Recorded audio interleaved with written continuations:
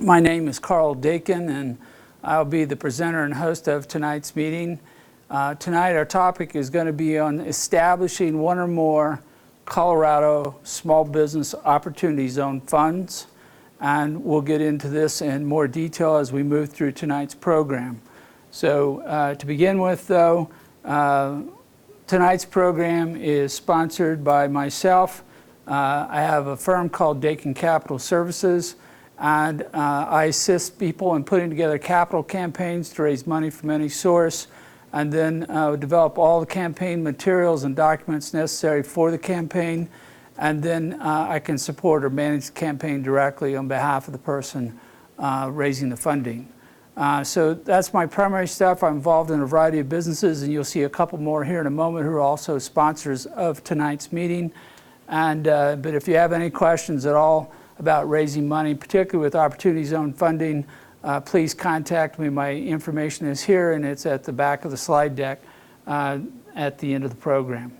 So one of the other programs or projects I've been working on, this is an Opportunity Zone project in Fort Collins, Colorado. It's called the Sugar Beet District Project. It is what we'll call a medium scale, medium to large scale real estate project, where the idea is to do 50 acres of both residential and commercial property, but do it in a format that accentuates lifestyle, accentuates humans' interaction with the environment to create an optimum place where you can live, work, play. We're currently in the process of acquiring one of 4 parcels of property needed for the project, and as soon as we get the first parcel under contract, we will be launching our first Opportunity Zone fund to raise money for that particular project. And again, if anybody's interested in either that project for any reason, being a participant, contractor, a tenant in this particular property, please contact me. Finally, the last sponsor for tonight's program is Invest New Mexico. This is a group in Albuquerque that is currently raising funding in a Opportunity Zone fund that is also limited to small businesses, but in this case it's limited to those in the state of New Mexico.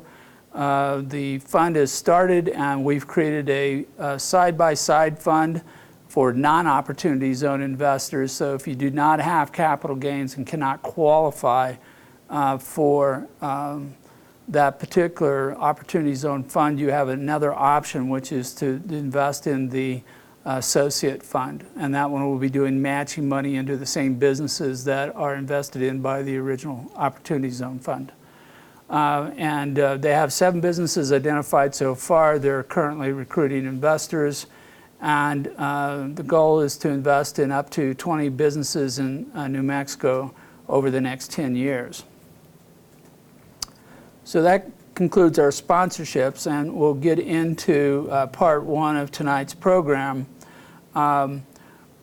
We here in the Opportunity Zone Meetup group have been working since October of last year to bring new programming on the topic of Opportunity Zones and to share information as it becomes available. And we have ended up focused on those activities which are more of a practitioner level. How do you put together the nuts and bolts to successfully create a fund, raise the money, and deploy that money into either qualified Opportunity Zone businesses or Opportunity Zone projects? And along the way, we have realized that as valuable and as much of an incentive as Opportunity Zones are for particular projects, in some cases they still are not competing head-to-head with other sources of funding or projects outside of Opportunity Zones. So we have started looking for enhancements or incentives that would amplify or leverage the benefit of Opportunity Zone tax incentives to create a greater ROI, greater payback to the investors. We have started building these, and we're going to walk through a few of these right now, which might be appropriate as something you can add on to your Opportunity Zone project or your community project to give it greater strength, greater attraction to investors, or to create a better outcome. So one of these is innovation. We're convinced that any project that's 10 years in time requires an innovation element in order to give you the best possible chance of success, and from the investor standpoint gives you the best likelihood that you'll come out of the investment at a high dollar value that exceeds what your investment amount. Over a 10-year cycle, a lot of things can happen and will happen in a technology level.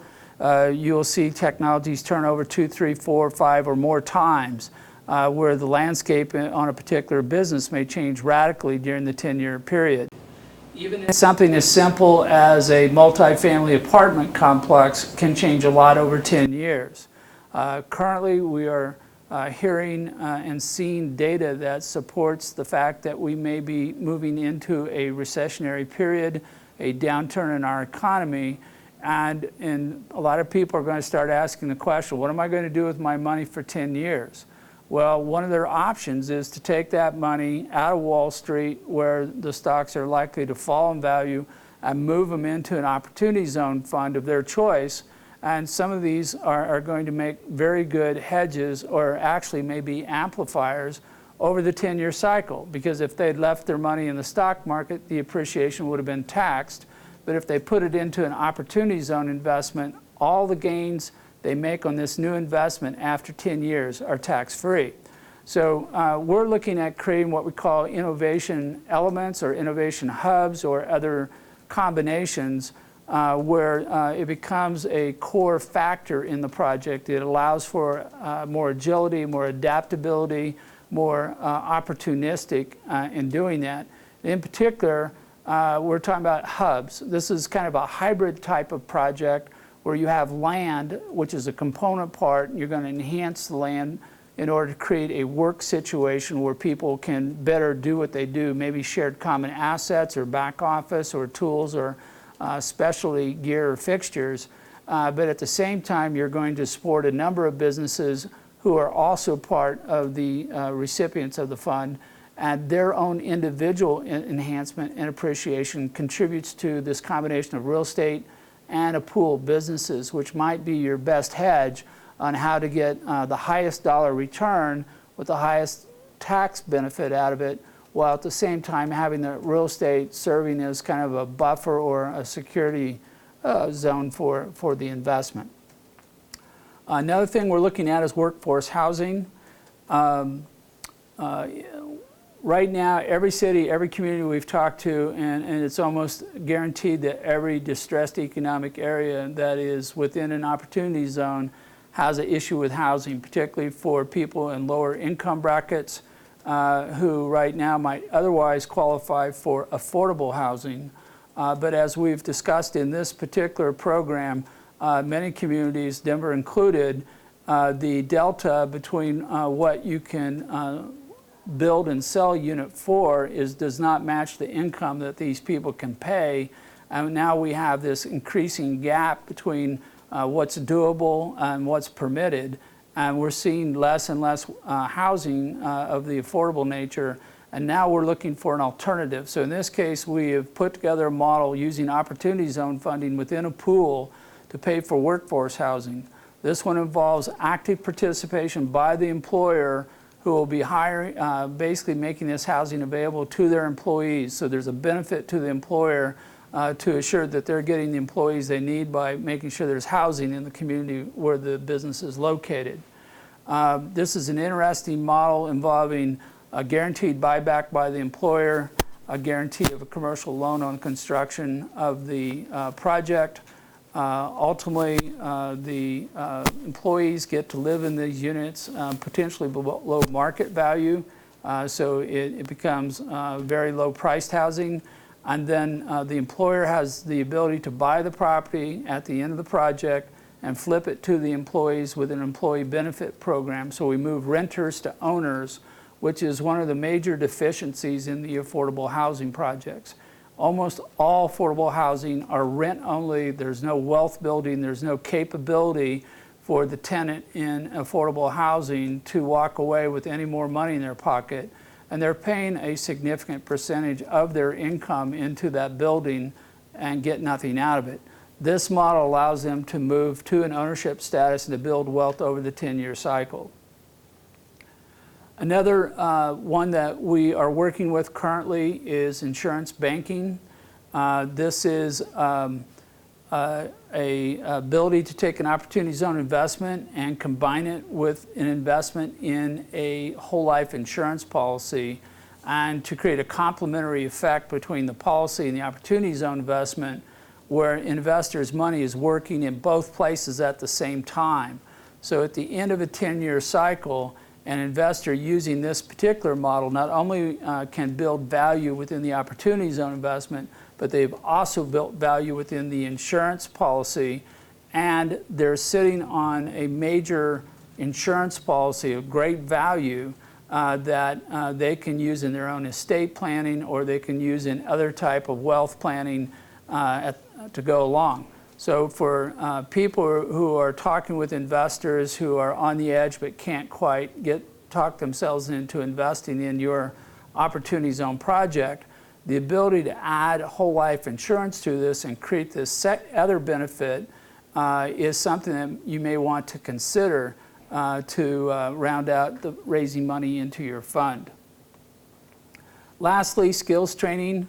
We are going to talk more about skills training in this program tonight with regard to raising money, but we are seeing continuously a shortfall of people who have the necessary skills for particular jobs, which can range from low-paying jobs to high-paying jobs, and from brand new high-tech industries to old-school industries. But right now there's a shortfall of skilled workers because of the high employment rates. And the result of that is we're looking at creating an opportunity zone fund where we can produce and present skills training on a skill-by-skill basis for individual workers within businesses. And then the workers will pay this back out of their wages over time. This creates an unusual alignment of the cost of capital with the needs of the employer and the employee, and keeps the curriculum focused while creating a self-paying mechanism. So we'll be talking, as I said, about this more a little bit, but this is the last of the set that we have so far. We're now working on some additional models for specific applications that may be more appropriate for one community over another, that are on the drawing board and moving through the design process. But opportunity zones and the funding that goes with those is an enabler. It may not work by itself, but in combination with other types of funding, this may be the thing that makes the difference. It makes it viable from an economic standpoint, may make it sustainable over a period of time, and it may be what's necessary to make a project actually work. So as we work with rural and urban communities as they try to figure out how to take best advantage of this opportunity zone tax incentive, we are here as a group of now approximately 175 members across the United States who are sharing information on how to make an opportunity zone project work best. So for those who are new to the Opportunity Zone, I'll just make a short summary on that. Is in 2017, a tax bill was passed here in the United States. Its purpose was to cause investors who were recognizing capital gains from selling a capital asset, real estate or stock or something else, to, instead of putting it back to where it was, is to move that money into a geographic area that's been designated as an opportunity zone. These are the lowest economic groups in the United States, and to help those communities be revitalized by this infusion of money. And if you make an investment today out of a capital gain that you earned this year, instead of paying taxes next year on April 15th, you get to kick those down the road to 2026, and there's discussion now maybe even to 2027. And so you get to basically hold on to that money and let it work for you. The other thing is, if you make an investment for that period of time, those taxes are going to be reduced from their current level by 10 or 15%, depends on how long you leave your investment in. And that means you end up paying less taxes way down the road. Great deal. But the big deal, the greatest deal of the tax incentives is if you invest into a qualified opportunity zone business or a qualified opportunity zone property in one of these areas, and you leave that investment for 10 years, any profit that you earn on that investment is going to be tax-free. There's a complete waiver of the capital gains taxes on that investment at the end of 10 years. And there's a potential for greatly improving the yield on a property investment. We've seen common consensus that most real estate investments will earn 3 to 4 more points on the yield. So if it was an 8% average ROI, it now may be 11 or 12. When we get to businesses, the businesses are going to make whatever profit they're going to make, but a high-flying business, a fast growth business, all the profits that might be made on investing in that business, those will all become tax-free. So this is a big deal from an individual business standpoint, from the people who need the money. It's a big deal in terms of the communities that are impacted by investments made in those communities. And we're still just seeing people wake up and understand and become aware of this so that they can take advantage of it. So it's a fast-growing topic. Even though we're over a year and a half into its implementation, it's still growing very fast at this time. So last but not least, if you have an Opportunity Zone project or a fund that you would like to share with everybody in this group, please have them contact me and we'll arrange for you to get a slide deck in here and you'll have 5 minutes to share with this group. And because this group is comprised of 175 people now, but more importantly, with the fine work of Steve Maltz, these are video recorded and edited, and then we post these up on YouTube on the internet where they're visible to anybody in the world to see your particular project or fund. So if you want to share some information about what you're doing, please let me know. We'll give you an opportunity to do that. So that break at that point.